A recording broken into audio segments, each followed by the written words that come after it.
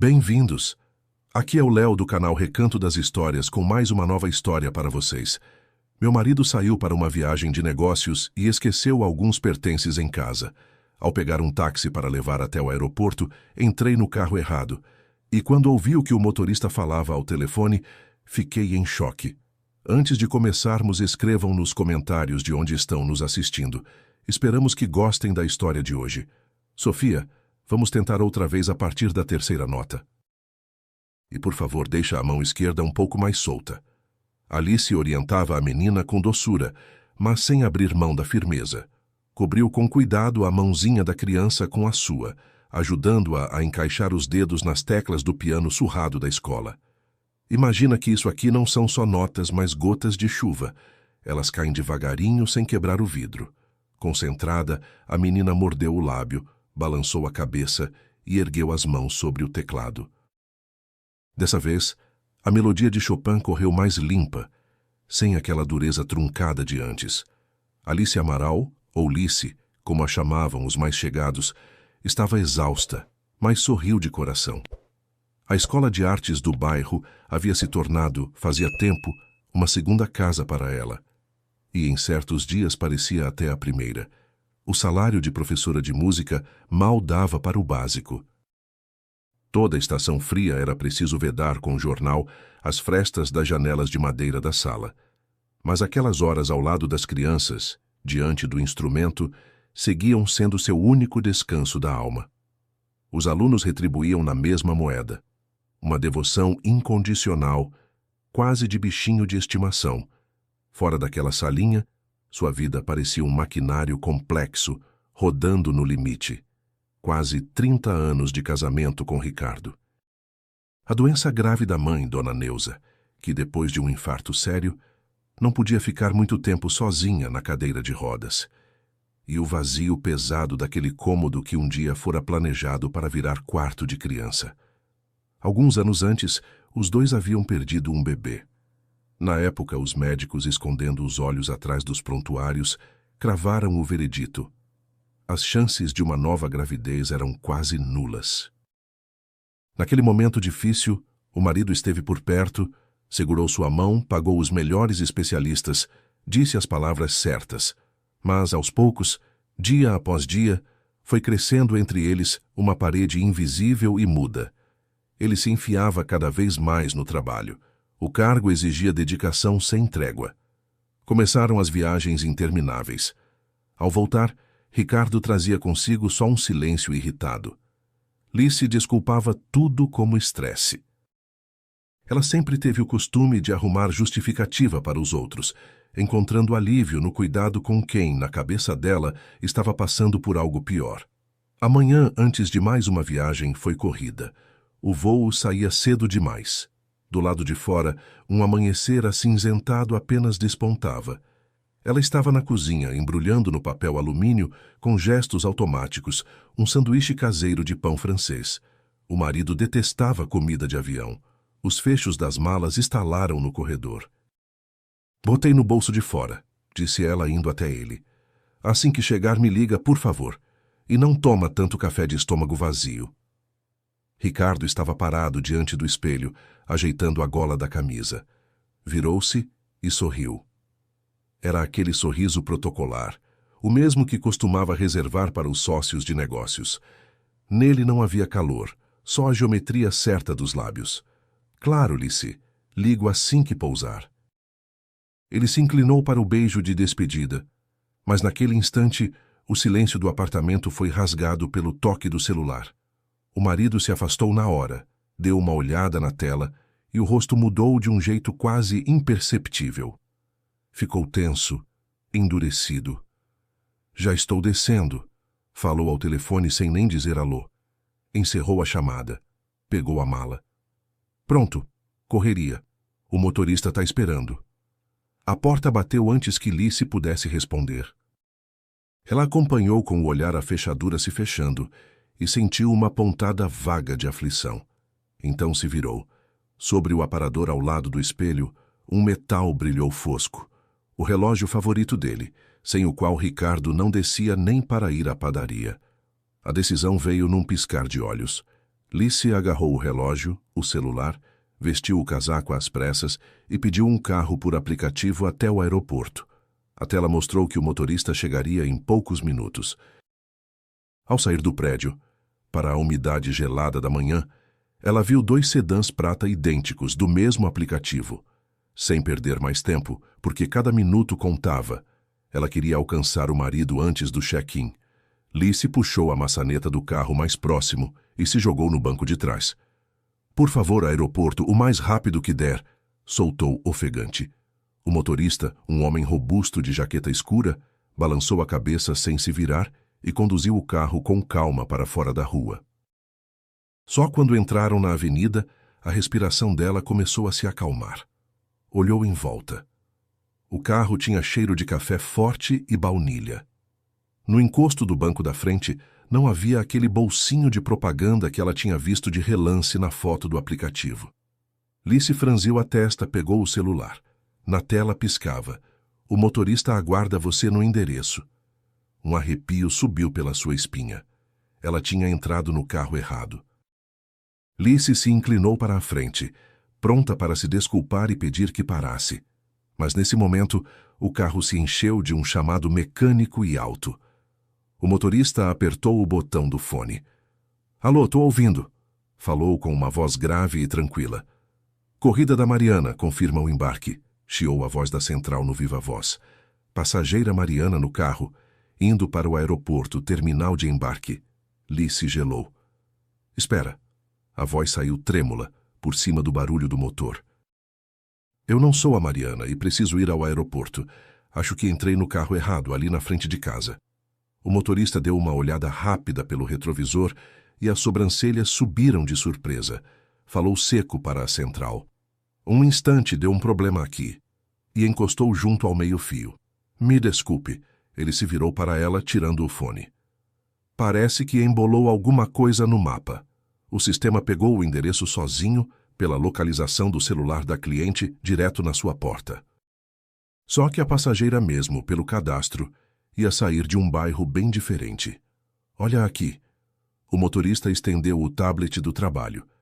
Lice baixou o olhar por reflexo, e o mundo em volta perdeu os contornos por um segundo. No campo de quem pediu a corrida, aparecia um perfil ligado ao cartão da família. Nome: Ricardo Amaral. Passageira: Mariana R. O destino batia exatamente com o dela, o terminal de embarque do aeroporto. Ricardo não tinha viajado sozinho. Ele pagara a corrida para o mesmo lugar, para uma mulher desconhecida, e o horário de saída dela cruzava no minuto com o dele. O ar dentro do carro de repente ficou denso, quase impossível de respirar. O sangue latejou nas têmporas. O marido, que acabara de partir para o aeroporto, tinha pedido outro carro para uma mulher chamada Mariana e, com toda a certeza, pagara com a conta da família. Que na correria da manhã, apertara no automático chamar para a localização atual, mandando o carro para a própria casa em vez do apartamento daquela Mariana. Quer dizer, abre a porta, por favor, sussurrou Lice, sentindo o enjoo subir pela garganta. Apertou a bolsa contra o peito. O motorista olhou com atenção para o rosto branco dela, e nos olhos dele não havia a indiferença de sempre de motorista de aplicativo, mas a compreensão de quem sabe enxergar a dor do outro. "A senhora ficou muito pálida. Não é melhor eu levar a senhora até o aeroporto mesmo?" Ofereceu com jeito, sem cobrar. "Eu vou para aquele lado de qualquer forma. E a sua cliente? Essa corrida eu já perdi mesmo. Vão cancelar. Não é para a senhora ficar parada aqui nesse estado." Lice não teve forças para discutir. Fez que sim em silêncio, encostou a cabeça e fechou os olhos. Eles partiram. Para preencher de algum jeito o silêncio pesado, o motorista falou primeiro. "Meu nome é Elias", disse de olho na estrada. "Não vai se assustar, não. É que eu tenho escala numa oficina. 2 dias trabalhando, 2 de folga. E nas folgas eu faço uma renda extra com o aplicativo. Então, de vez em quando, sobra tempo durante o dia." Lice abriu os olhos. O jeito simples e sem afetação daquele homem tinha um efeito calmante. "Lice", respondeu baixinho. "Alice." E por que tanto trabalho assim? A senhora parece que nem dorme. Elias deu um sorriso triste, passando a mão no volante. Durmo às vezes. Preciso criar minha filha. A Maju tem 12 anos. Minha mulher foi embora faz 3 anos. Câncer. Levou ela em poucos meses. Agora somos eu e a Maju contra o mundo. Atividade, escola, professor particular. A senhora deve saber como é. Lice olhou para o motorista com outros olhos. Por trás dos ombros largos e do rosto cansado, havia uma tragédia que, de um jeito estranho, dava eco na sua própria dor que nunca ia embora. A conversa fluiu sozinha, leve, como se fossem velhos conhecidos de estrada. Elias contava as trapalhadas que fazia para preparar o café da filha. Lice dividia histórias da escola de música. Pela primeira vez em muito tempo, ela se pegou sorrindo com os olhos apertados. Não por educação, mas de verdade. As estruturas de vidro do aeroporto surgiram no horizonte rápido demais. Elias começou a diminuir a velocidade, mudando para a faixa da direita. De repente franziu a testa, tamborilando os dedos no volante. Desculpa, Alice. Hesitou procurando as palavras. Acho que já vi em algum canto o homem da foto do seu celular, quando a senhora desbloqueou a tela. Ali, no papel de parede, tinha um homem. É seu marido? É. Lice tornou a sorrir, embora a aflição por dentro levantasse de novo a cabeça. Pode ser que o senhor já tenha levado ele? Ele viaja bastante. A trabalho. Elias fez que sim devagar, mas a ruga entre as sobrancelhas não abriu. O rosto ficou pensativo, como se ele pesasse se valia dizer mais alguma coisa. No fim, ficou calado, encostando o carro com suavidade na área de embarque. Depois de agradecer, Lice foi a passos rápidos em direção ao terminal. O relógio pesado de Ricardo puxava o bolso do casaco. No painel eletrônico brilhava a informação. O check-in do voo dele já tinha encerrado. Ela varreu a multidão com o olhar, até avistar uma silhueta conhecida, num sobretudo cinza atrás do vidro da área de inspeção. Ricardo estava de perfil para ela. Lice soltou um suspiro de alívio, ergueu a mão, pronta para chamar, mas parou no meio do gesto. Uma desconhecida se aproximou do marido. Uma morena de tirar o fôlego, alta, uns 30 anos, num trench caro. Ricardo se virou para ela, e o rosto se iluminou num sorriso. Não a máscara fria que ele vestira de manhã na cozinha, mas uma alegria viva, faiscante. Com um gesto de intimidade, tomou dela uma pequena bolsa de viagem. A mulher disse alguma coisa, encostando de leve no ombro dele, e os dois riram de uma piada que só eles entendiam. A linguagem dos corpos praticamente gritava uma proximidade impossível de fingir. A mão de Lice caiu sem força. A cabeça tentava desesperadamente montar uma linha de defesa. É colega. Com certeza estão viajando juntos a trabalho. A Mariana do carro é coincidência. E isso tudo é um mal-entendido enorme e bobo. Mas o coração já sabia a verdade. Lice ficou parada como que paralisada, sem conseguir se mexer, enquanto Ricardo e aquela mulher, conversando animados, sumiam na curva rumo aos portões de embarque. O caminho de volta pareceu um mergulho numa neblina densa e escura. Lice não lembrava como chegou em casa. Queria só uma coisa: fechar a porta atrás de si, se encolher na cama e tentar juntar o mundo que se desmanchava. Mas o destino, pelo visto, achou que as provações do dia ainda eram poucas. Mal abriu a porta do apartamento, Lice sentiu o cheiro de reboco molhado. No corredor, ecoava o barulho monótono e assustador de gotas caindo. Ela acendeu a luz e engasgou. Do forro de gesso do teto do corredor escorria água. Na sala, a situação era ainda pior. Pelo papel de parede caro, para o qual eles tinham economizado meio ano, se espalhavam manchas amarelas e feias. Lice correu até os cantos, tentou posicionar baldes, ao mesmo tempo discando o número dos vizinhos de cima. Fora de área. A ligação seguinte foi para o seguro. A atendente ouviu o relato entrecortado e trêmulo, ficou um tempão batendo nas teclas e então soltou, num tom protocolar e decorado. Seu chamado está registrado. Só que, como os responsáveis se recusam a atender, Vai ser preciso uma perícia independente.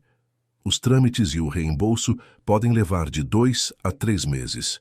Até lá, a senhora vai precisar providenciar os reparos dos danos por conta própria, e depois é ressarcida. O celular escorregou das mãos molhadas. As lágrimas que Alice segurara a manhã inteira finalmente romperam, sacudindo o corpo dela em soluços mudos. Uma hora depois, quando Alice, junto com o encanador que tinha chamado, tirava da água, o celular tocou. Era o diretor da escola de música. Alice, oi! O vozeirão de costume soava culpado e abafado. Senta aí, tenho notícia ruim. A comissão da Secretaria de Cultura está revendo a grade de horário e cortando nossas cargas. Alice fechou os olhos, sentindo a cabeça girar. Quem? Foi só o que conseguiu perguntar. Tô brigando por cada um, suspirou o diretor, seu Jorge. Mas puseram uma condição dura. A carga cheia e as gratificações só ficam para os professores cujos alunos mostrarem um nível alto no concurso estadual que vem aí. O resto passa para o salário base, meio período. Temos 3 semanas. Pronto, chegamos, pensou Alice. Agora a vida dela dependia de crianças exaustas conseguirem tocar impecavelmente, e isso significava ensaios sem fim, caça a horários extras na escola, desgaste do sistema nervoso, o dela e o dos alunos. E à noite, quando o apartamento já tinha virado uma caverna fria e úmida com cheiro de mofo, veio uma ligação da mãe. Dona Neuza respirava com dificuldade, chiando. Alice, tá queimando aqui no peito e o braço esquerdo tá dormente. O medo, frio e grudento, num instante empurrou tudo o mais para longe.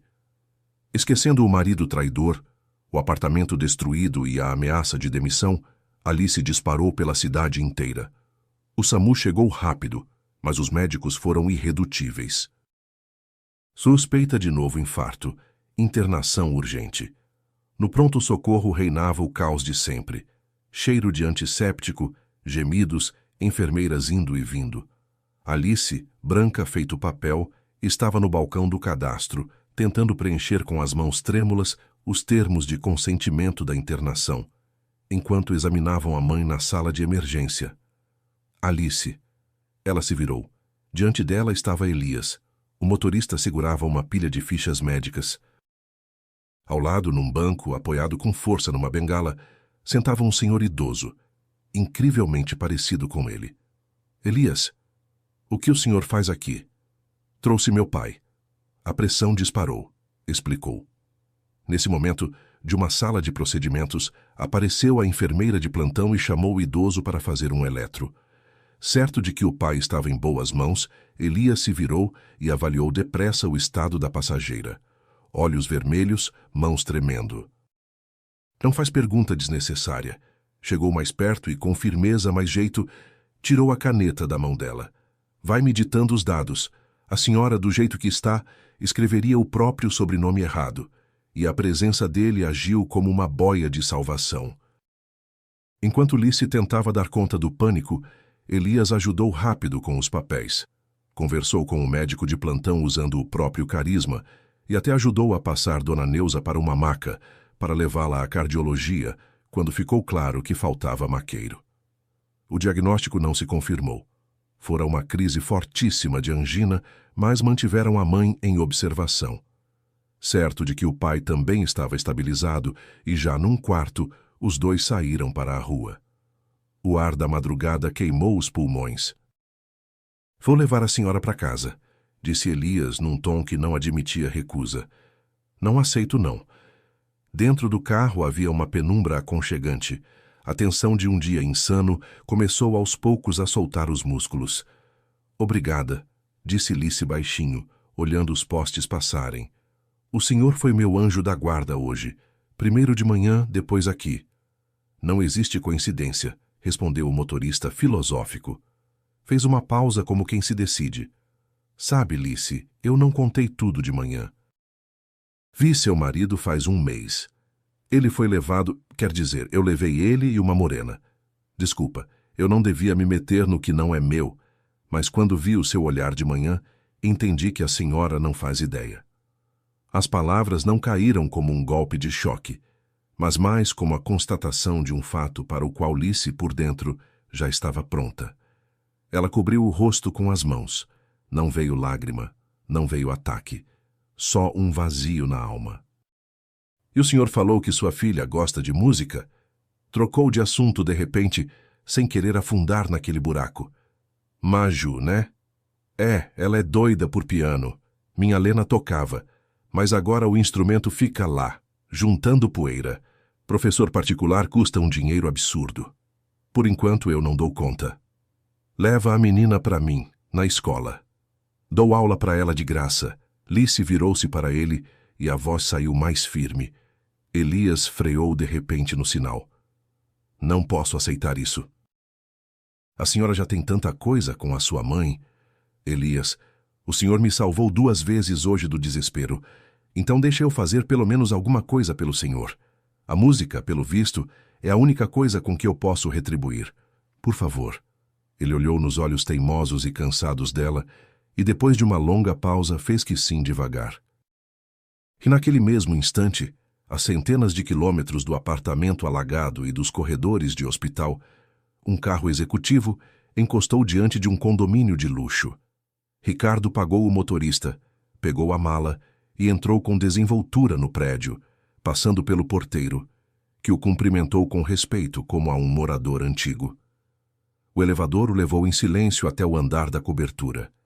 Ele não pegou as chaves, só tocou a campainha.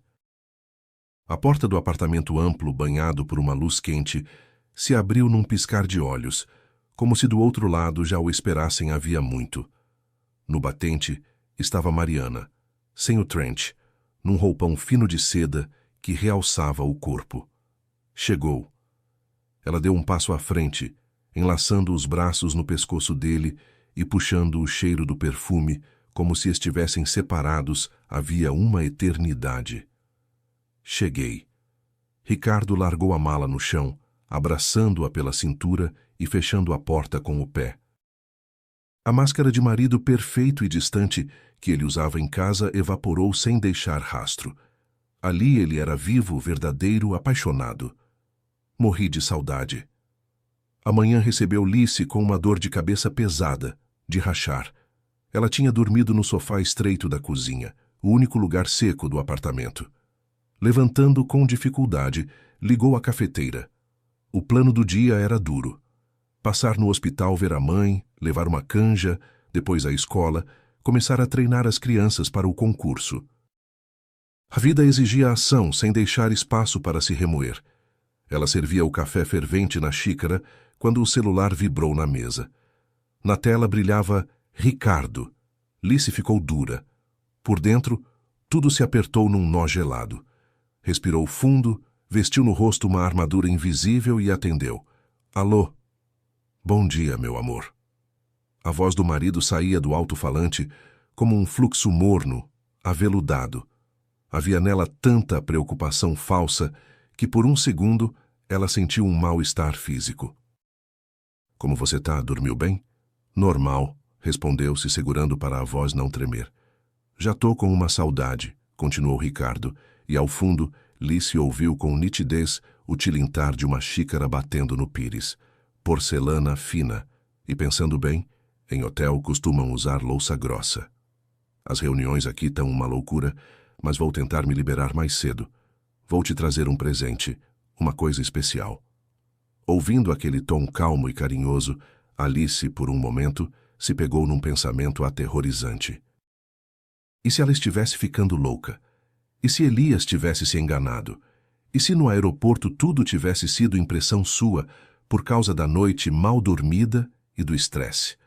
O conflito dentro dela a rasgava em pedaços.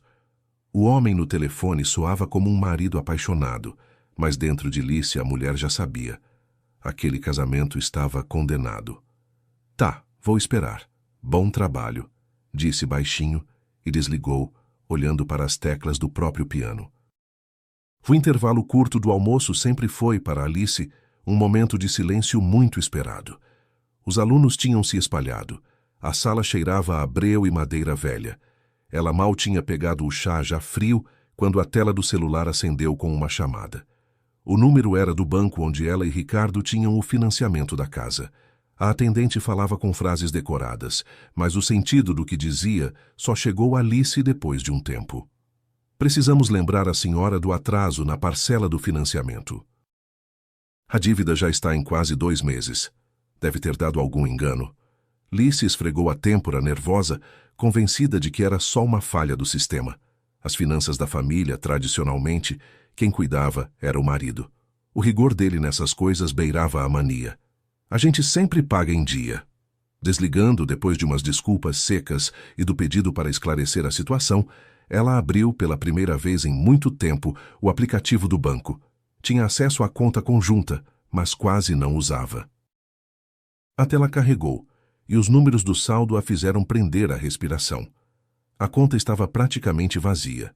No lugar da reserva de sempre, o histórico mostrava buracos. 3 transferências grandes, feitas nos últimos meses.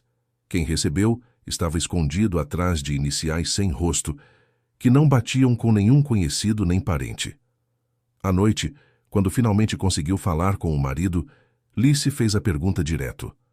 O coração batia descompassado, mas a voz de Ricardo saiu surpreendentemente serena.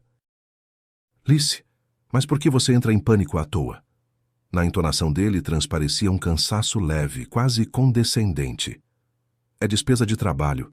Deu um pepino com os fornecedores. Tive que cobrir do meu bolso. O financeiro da empresa devolve tudo até o fim da semana e eu quito o financiamento. Não fica remoendo isso. A confiança inabalável dele funcionou como um calmante. Alice soltou o ar, se forçando a acreditar. Queria acreditar demais. Mesmo assim, um verme miúdo de dúvida já tinha aberto uma brecha na defesa dela. E a aflição instalada por dentro logo achou uma forma concreta. A umidade no apartamento alagado fez o serviço. Os encanadores chamados, ao verem o tamanho do estrago, deram um veredito desanimador. A água tinha entrado nas caixas de distribuição. Era preciso trocar por completo parte da fiação, o que quase dobrava o orçamento da obra. Não havia mais poupança. Esperar pela mítica devolução da empresa do marido, Alice não podia. Morar num apartamento com tomada em curto virava perigo. E para fechar as contas, ela passou a dar aulas particulares extras. Agora as noites e os fins de semana dela eram feitos de trajetos cansativos em ônibus lotados, de uma ponta da cidade à outra.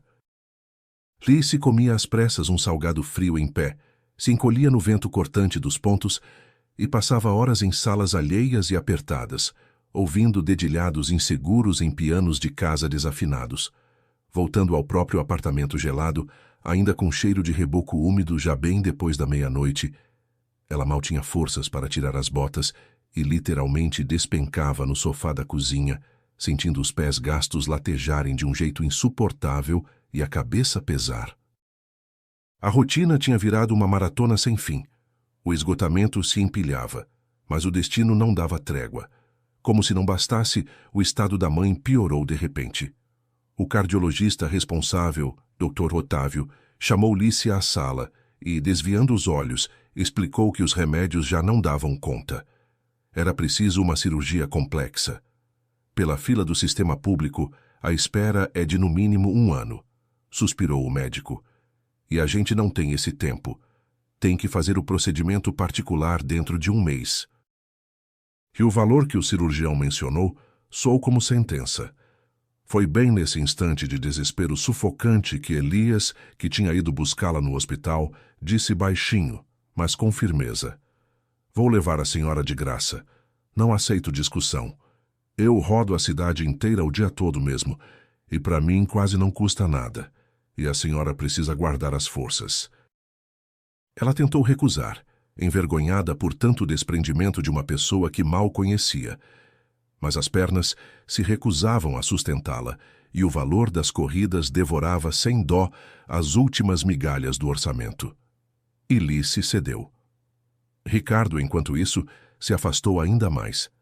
As ligações ficaram raras e aos pedidos para ligar a chamada de vídeo, ele sempre respondia com uma recusa irritada, culpando a internet horrível do hotel.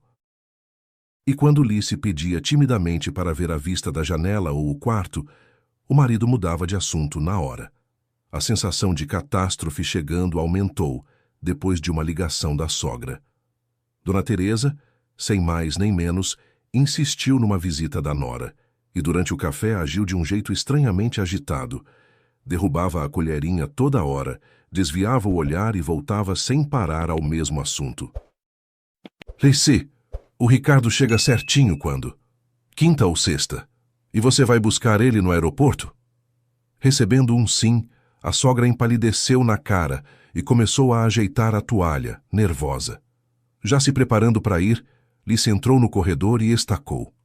Junto ao guarda-roupa embutido, meio escondida por um casaco, havia uma mala feminina cara, de um vermelho vivo, completamente fora do estilo da conservadora Dona Teresa. Essa aí a vizinha de baixo me pediu para guardar uns dias. Tão em obra lá. A sogra soltou apressada demais uma oitava acima do normal. Mas o olhar de Lice já tinha fisgado a etiqueta branca de bagagem na alça. As letras de forma, grandes, formavam aquele nome, Mariana. O mesmo. E na cabeça de Lice foi como se ligassem um interruptor invisível. As peças do quebra-cabeça começavam a se encaixar, mas ainda não havia prova. Só uma sequência de coincidências assustadoras. No dia seguinte, Elias levou a filha para a primeira audição. Maju, 12 anos, retraída e tímida, sentou ao instrumento. Mas bastou os dedos tocarem as teclas para a atenção sumir. A menina tocava por instinto, com uma compreensão profunda e nada infantil da música. Tinha bom ouvido e aquele dom raro, de nascença, impossível de desenvolver só com treino. Lice entendeu.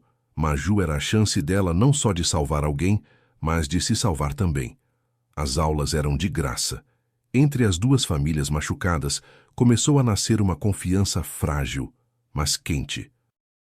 Elias não perguntava nada, mas sempre aparecia por perto com um café quente, justo nos momentos em que Lice estava a ponto de cair de cansaço. Já no fim da tarde, esperando Maju depois da aula, ele olhou pensativo para Alice. O seu marido, ele viaja sempre para a mesma cidade? Sim, quase todo mês. Por que o senhor pergunta? Elias franziu a testa, escolhendo as palavras. Deve ser coincidência, mas já faz mais de um mês que eu levo direto uma mulher para o aeroporto nos mesmíssimos voos. E toda vez ela pede para estacionar a 2 quarteirões de casa, como se estivesse se escondendo. E o nome dela é Mariana. A razão de Lice gritava, exigindo negar o óbvio. Ora, coincidência acontece, mas o corpo reagiu de outro jeito. As mãos se cobriram de um suor gelado. O colapso veio no fim da semana. Da Secretaria de Cultura chegou uma vistoria fora de hora. Relatório, papelada, planilha. Tudo desabou de uma vez, como bola de neve. Por causa dos plantões constantes ao lado do leito da mãe, Lice estava atrasadíssima com a papelada. O diretor, desviando os olhos, avisou com dureza que mais um deslize, e ele não conseguiria segurá-la da demissão. Em casa, a fiação castigada pela água cedeu de vez. Primeiro pifou a máquina de lavar. No dia seguinte, a geladeira começou a vazar. Com a falta crônica de sono, a fome e o estresse monstruoso, o organismo simplesmente desligou. E bem no meio de uma aula analisando uma partitura, Lice desmaiou. Os alunos gritaram, chamaram o resgate.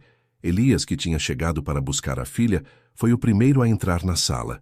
E enquanto os médicos reanimavam Alice, ele tomou para si, calado, a vida inteira dela. Levou Dona Neuza para casa, comprou o remédio receitado, abasteceu de mantimento a parte da cozinha que ainda funcionava. Deitada no sofá, com uma toalha molhada na testa, Lice compreendeu uma verdade terrível. Aquele homem estranho cuidava dela como o próprio marido nunca tinha cuidado. E como que confirmando o pensamento dela, à noite chegou uma mensagem curta de Ricardo. Nenhuma ligação, nenhuma pergunta sobre a saúde, só um texto seco. A viagem foi prolongada por mais 2 semanas. Se vira aí por enquanto. O alicerce do casamento que Lice tinha tentado tão desesperadamente segurar virou pó. Enquanto isso, longe do apartamento gelado e impregnado de cheiro de remédio, se desenrolava uma vida completamente diferente. Mariana saiu do banheiro, escondendo alguma coisa nas mãos. Os olhos brilhavam de lágrimas. Aproximou-se de Ricardo, sentado na beira da cama larga, e abriu os dedos. No plástico branco do teste se destacavam com nitidez 2 listras vermelhas. Ricardo ficou imóvel. Por um segundo olhou para o teste. Depois se levantou devagar e apertou a amante contra o peito, enterrando o rosto nos cabelos dela. Falta pouco para esperar, sussurrou, e na voz havia uma ternura verdadeira. Logo eu resolvo tudo com Alice. A gente põe o apartamento à venda.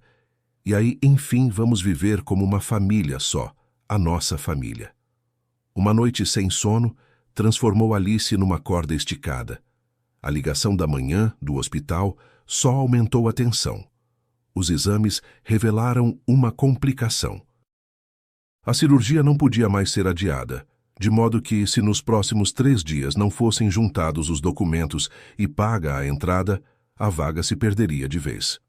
A vida dela virou um triângulo insano: escola, hospital, casa. Por causa das faltas, seu Jorge tomou uma decisão difícil, mas esperada.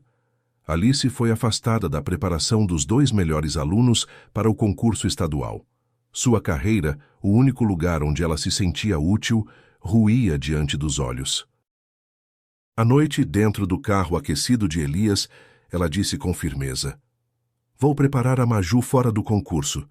Vou provar para todo mundo, e antes de tudo para mim mesma, que eu ainda sou capaz de alguma coisa." E esses 3 dias se fundiram para ela num único redemoinho salvador de tarefas. Lice acordava antes do sol nascer, se encolhia num casaco de lã na cozinha fria, tomava um café forte e ia para o hospital. Ver as forças da mãe voltarem aos poucos depois da cirurgia era o melhor remédio. Durante o dia mergulhava de cabeça no trabalho. Ela e Maju se trancavam na sala e por horas lapidavam cada nota, esquecendo do almoço e do cansaço. Voltando à noite ao apartamento impregnado de umidade, Alice lavava a louça no automático, secava as poças da geladeira que vazava e caía quase na hora num sono fundo e sem sonhos. Começou a parecer que, enfim, ela retomava o controle da própria vida, erguendo em volta de si uma muralha firme de proteção. E 3 dias depois, a chave girou na fechadura do apartamento. No batente estava Ricardo. Ele parecia descansado. Nas mãos, um buquê enorme das rosas favoritas dela e uma sacola com um perfume caro do free shop. O marido largou as coisas, chegou perto da esposa boquiaberta e a abraçou com força, como se nada tivesse acontecido. Que saudade que eu tava! Ele ria, contando histórias engraçadas da viagem, e olhava nos olhos dela, propondo passar o fim de semana fora, numa chácara. Ricardo andou pela cozinha com ares de dono, tirando a gravata e arregaçando as mangas da camisa branquíssima. Mexia nas sacolas com afinco, pondo na mesa os doces preferidos dela, queijo caro e uma garrafa de vinho. Enquanto Lice ficava parada, lenta, encostada no batente da porta, o marido já se atarefava com desenvoltura na bancada. Com um gesto de sempre, ligou a chaleira, pegou um limão e as xícaras do casal, que juntavam poeira no armário havia meio ano. De repente, a casa se encheu de aromas esquecidos de uma vida de família normal, de correria e de uma segurança masculina envolvente. O calor da caneca de chá que Ricardo colocou com jeito nos dedos gelados dela escorria devagar pelo corpo, embotando de forma traiçoeira a aflição latejante. Ele fazia o papel dele de forma brilhante, tão impecável que por algumas horas a cansada e esgotada Alice quase acreditou nele, se permitindo esquecer a mala, as transferências e as palavras de Elias. Mas, como se revelou, aquele castelo de cartas não tinha como se manter de pé por muito tempo. A noite desceu sobre a cidade como um cobertor abafado e pesado.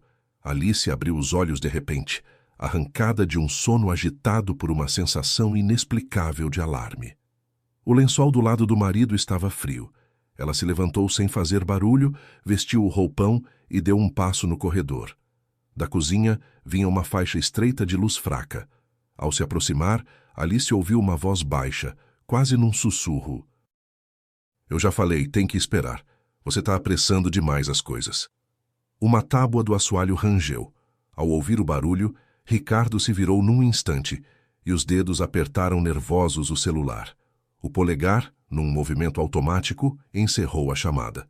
Na luz fraca da coifa, o rosto dele por um segundo pareceu estranho, predatório, mas já no instante seguinte a máscara de calma de sempre voltou.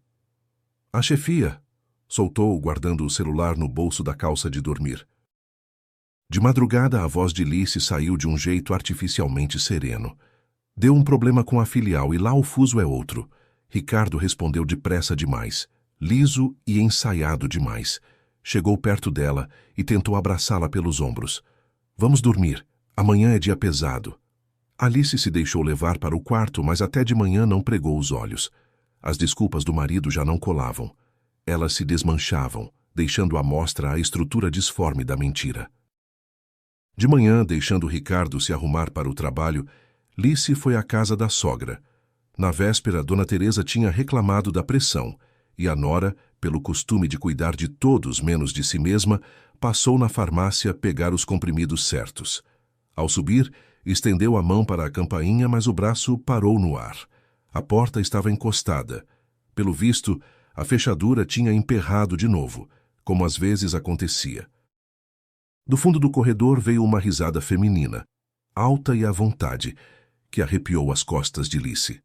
Ela deu meio passo para trás por instinto, prestes a tocar a campainha mesmo assim, e de repente ouviu um timbre grave e dolorosamente familiar. Aguenta mais um pouco, a gente resolve tudo. A voz de Ricardo, que segundo o próprio garantira no café, tinha saído para uma reunião importante logo cedo, soava macia e insinuante. Ricardo, mas até quando eu vou ter que esperar? Resmungou manhosa a interlocutora invisível. Já enjoei dessa vida de escondida, de canto em canto, de apartamento em apartamento. Por enquanto não tem outro jeito. Ela ainda não sabe de nada e precisa preparar tudo direitinho. O mundo em volta de Lice encolheu até o tamanho daquele patamar de escada. O ar ficou denso, arranhando a garganta. Ela ficou imóvel, sem conseguir ir embora nem invadir a casa. Um instante depois, no corredor soaram passos, e a porta se abriu mais. No batente surgiu Dona Teresa. Ao ver a nora, a mulher empalideceu como se tivesse um fantasma na frente. Lice, por que você não avisou que vinha? A voz da sogra quebrou num falsete lastimável. Em pânico, ela deu um passo à frente, praticamente empurrando Lice de volta ao patamar e tapando a visão com o próprio corpo. Mas aquele breve instante foi suficiente. Atrás das costas da dona da casa apavorada, no canto do corredor, Alice viu com clareza a ponta daquela mesma mala vermelha. Ao lado dela, um par de sapatos femininos de salto alto.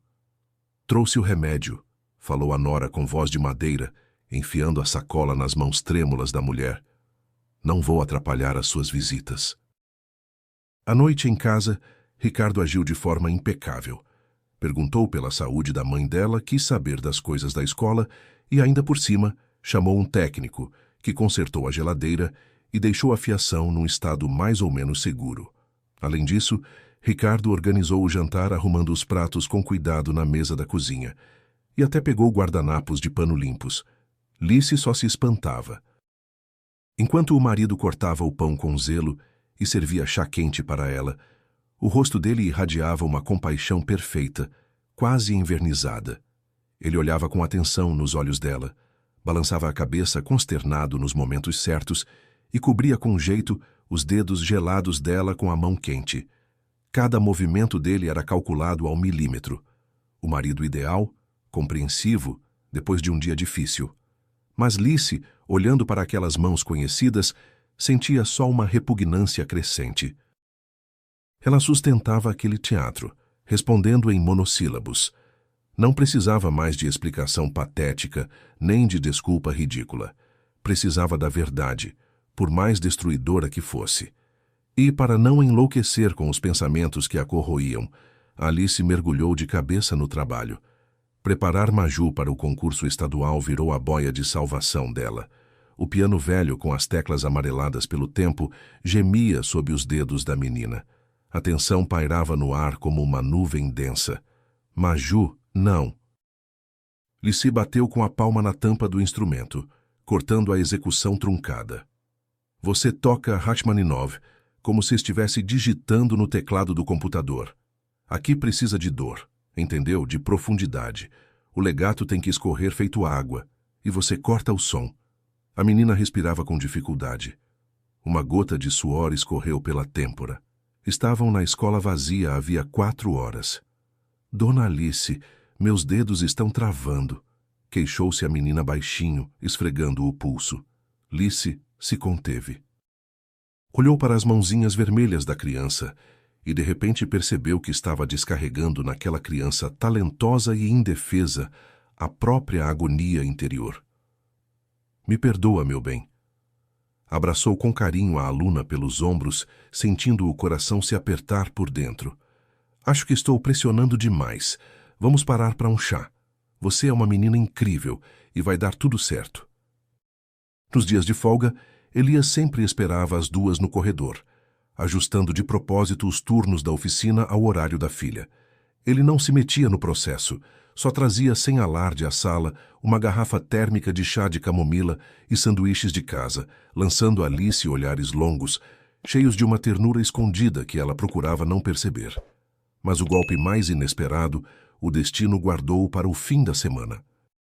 Ao chegar ao centro de cardiologia para ver a mãe, Alice desceu à lanchonete do hospital atrás de água.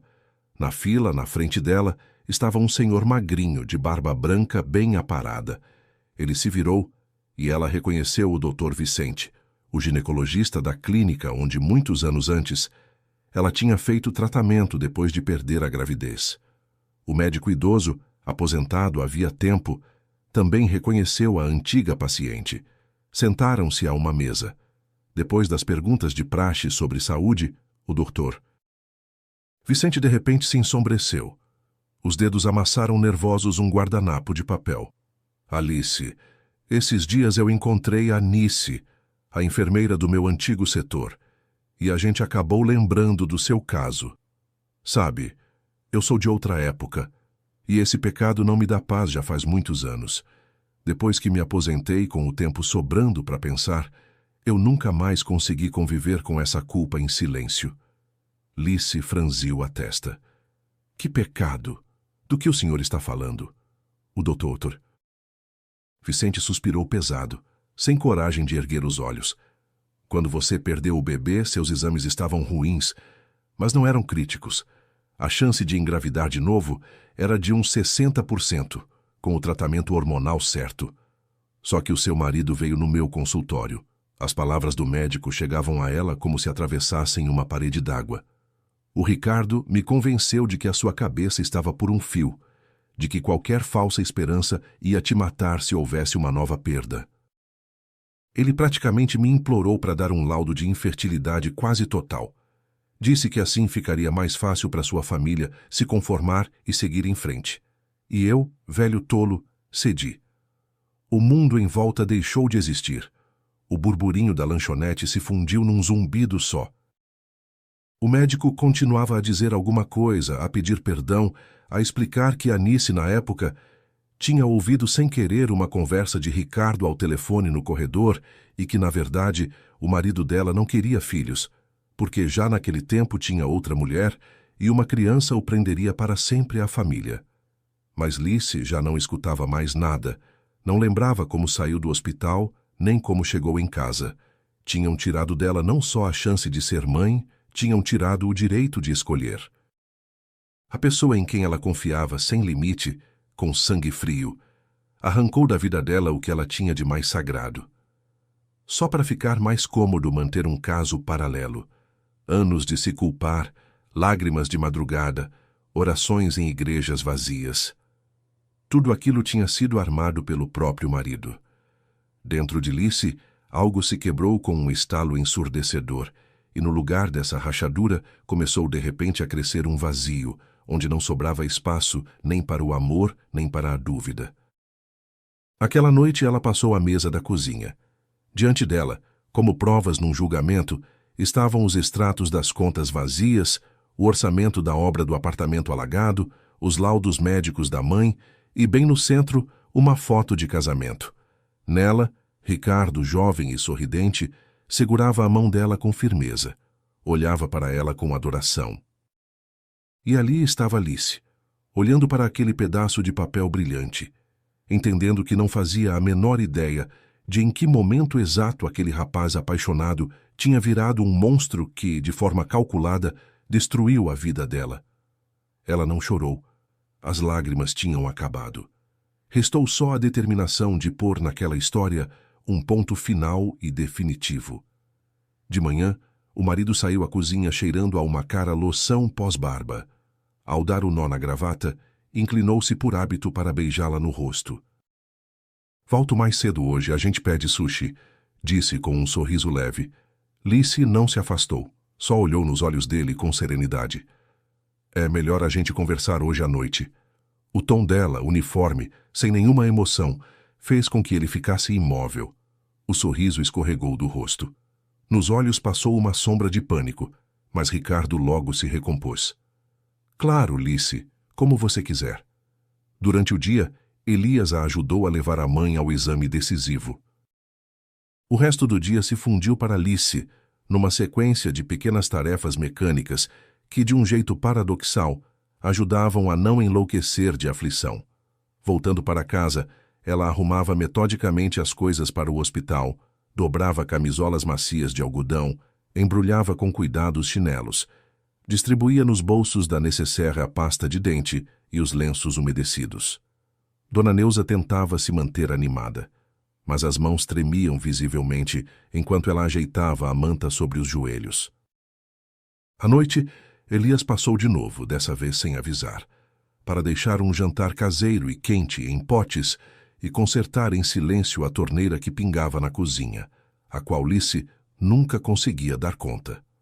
À noite antes da internação, ela passou quase sem dormir, prestando atenção de vez em quando à respiração irregular da mãe no quarto ao lado, tomando chá frio e limpando sem parar uma bancada que já estava limpa, só para ocupar as mãos com o que fosse. A manhã amanheceu cinzenta e úmida.